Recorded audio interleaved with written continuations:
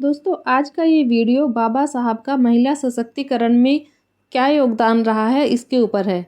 आपसे अनुरोध है कि आप इस वीडियो को ज़्यादा से ज़्यादा महिलाओं तक पहुंचाएं, क्योंकि महिलाओं के लिए यह जानना ज़रूरी है कि बाबा साहब ने उनके लिए क्या किया है।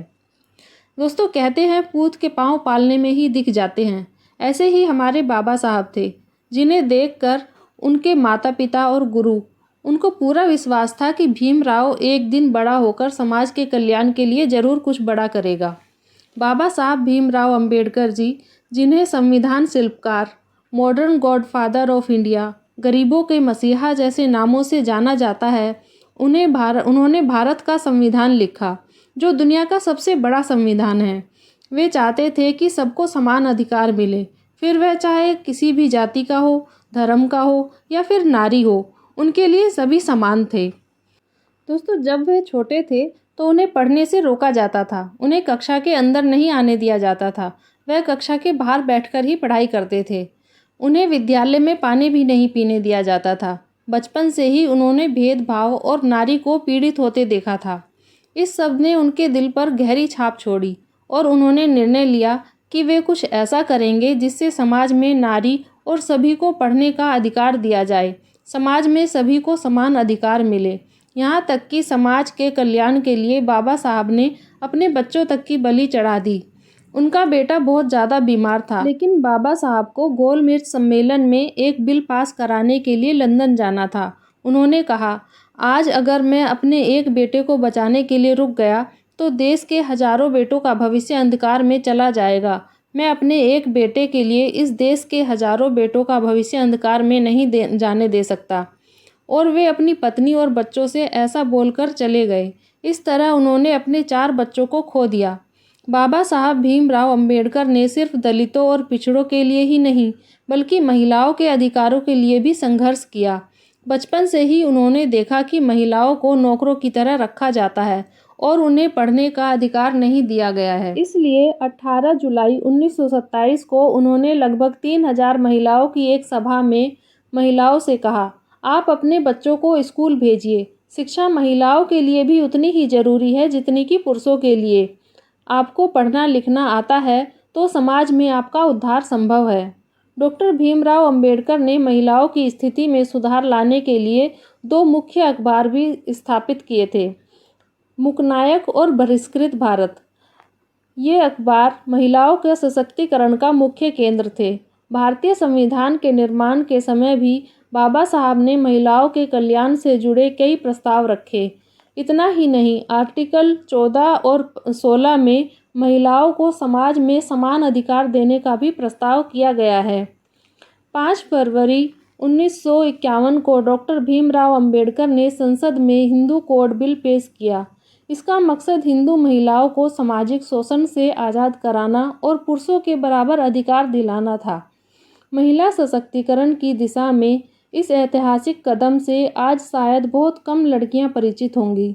उन सभी को ये जानने समझने की ज़रूरत है कि इस बिल में महिला सशक्तिकरण की असली व्याख्या है। दोस्तों मनुस्मृति में स्त्रियों को जड़, मूर्ख और कपटी स्वभाव का माना जाता है और शूद्रों की भांति उन्हें अध्ययन से वंचित रखा गया है। बाबा साहब ने संविधान के जरिए महिलाओं को वे सभी अधिकार दिए जो मनुस्मृति ने नकारे थे।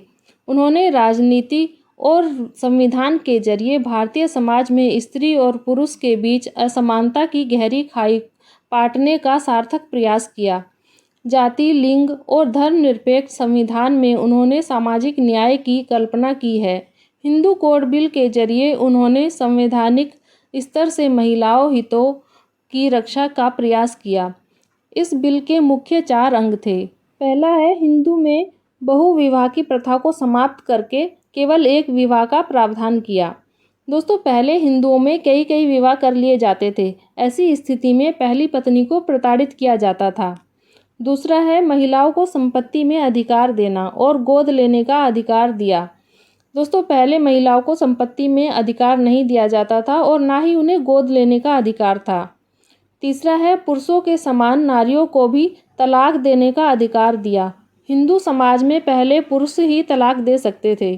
दोस्तों तीसरा है, हिंदुओं में तलाक देने का अधिकार सिर्फ पुरुषों को था, महिलाओं को नहीं था। सिर्फ पुरुष ही तलाक दे सकते थे।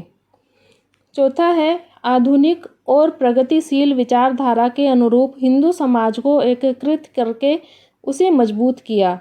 अंबेडकर जी का मानना था, सही मायने में प्रजातंत्र तब आएगा जब महिलाओं को पिता की संपत्ति में बराबरी का हिस्सा मिलेगा, उन्हें पुरुषों के समान अधिकार मिलेंगे।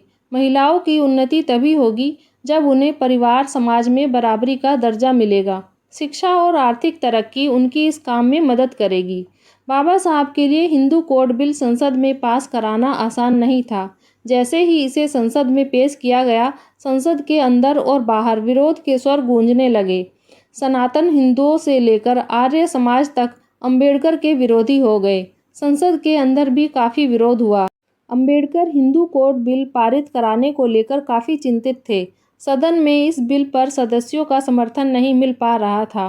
वे कहते थे, मुझे भारतीय संविधान के निर्माण से ज़्यादा दिलचस्पी और खुशी हिंदू कोड बिल पास कराने से मिलेगी।